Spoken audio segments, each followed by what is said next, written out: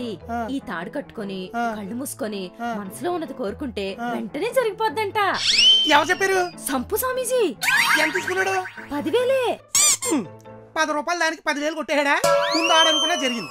నిజమండి, కావాలంటే కోరుకొని చూడండి. నువ్వు కోరుకో, నేను చూస్తా. అలాగే, ఆ చేతులు ఇవ్వండి. ఎందుకు? కళ్ళు మూసుకోండి. సంపు స్వామి, నాది ఒకే ఒక స్మాల్ కోరిక. జన్మ జన్మలకి నా ముందున్నవాడే నాకు భర్తగా రావాలి. ఏంటిది బెదురుతుంది? స్మాల్ కోరిక కాబట్టి స్మాల్ స్మాల్ చేంజెస్ చెప్తా, నోట్ చేసుకో. చేసుకుంటాడు. ఈయనే కొంచెం అందంగా ఉండాలి, తెల్లగా ఉండాలి. అవ్వదు. బట్టా పొట్టా లేకుండా 24/7 6 ప్యాక్ మెయింటైన్ చేయాలి. అస్సలు కుదరదు. జాబ్ చేయాలి, జీతం తెచ్చేవాలి, ఇంట్లో పని చేయాలి, ఇంట్లో పిల్లల్ని చూసుకోవాలి. జరగడం కష్టమే. ఫైనల్ గా వేరే అమ్మాయిని చూస్తే సింపుల్ గా కళ్ళిపోవాలి. ఇది బాగుంది.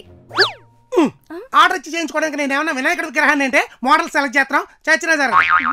నేను కోరుకుంది వచ్చే జన్మ కదండి, లేట్ అయినా పనేద్ది. ఇప్పుడు మీరు కోరుకోండి.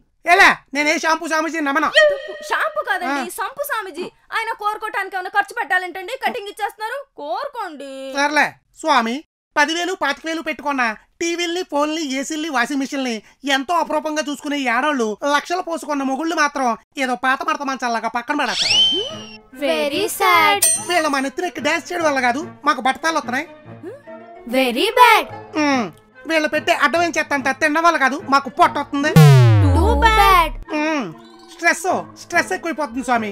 నాకు బిల్డింగ్లు బెంజులు వద్దు, నా నుండి ఈ స్ట్రెస్ తీసే చాలు. ఏంటి మాట్లాడతావు? పోయింది స్వామి. స్ట్రెస్ తీసేమంటే ఇంట్లో ఉన్న చెత్త అంతా తీసేసావా? నువ్వు ఉన్నావు స్వామి. జై సంపు, జై జై సంపు, జై సంపు స్వామి, జై జై సంపు స్వామి, జై సంపు స్వామి, జై జై సంపు స్వామి, జై సంపు. అబ్బా కళ. అవునులే, ఇలాంటి వింతలన్నీ కళల్లోనే జరుగుతాయి, నిజాలు ఎక్కడ జరుగుతాయి? నీ అమ్మగడు మాడ తెల్లవరజానే మేకప్ ఏంటి ఎదవ ముంగిస్ మొహం నువ్వు జలుసుకుని చచ్చాను. కుక్క మన కాలనీ ఫంక్షన్ లో ఎంత క్లోజ్ అయింది. నిన్న జాగింగ్ వెళ్తే వితౌట్ మేకప్ లో చూసి మీలాగే జడుచుకొని మీద పడి కర్ర పోయింది. వెంటనే చెట్టెక్కసా కాబట్టి సరిపోయింది. కాలు జారి కింద రాల్సింది, పెక్కట్టుకుని పీకేసేది. నా బాధలేవో నేను పడతా గానీ త్వరగా లేసి రెడీ అవ్వండి, అందరం కలిసి ఆఫీస్కి వెళ్ళాలి. దీంతో ఆఫీసులో ఇంట్లోనే కాపురం చేయలేక చచ్చిపోతున్నాం. అదేంటో దరిద్రం అందరినీ హక్ చేసుకుని వెళ్ళిపోతుంటే నాతో మాత్రం పెళ్లి చేసుకుని కాపురం చేస్తున్నాం. ఉద్యోగం ఉండిపోతే సగం దరిద్రం వదిలిపోద్ది.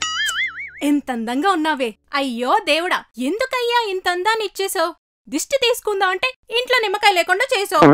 దిష్టి గుమ్మడికాయకి ఎవడో దిష్టి తీయడు. చూసించాలే. ఏంటి పొద్దున్నే లేచా? ఆడుకోవాలి. ఎవరి జీతంతో? స్లిమ్ అవ్వడానికి.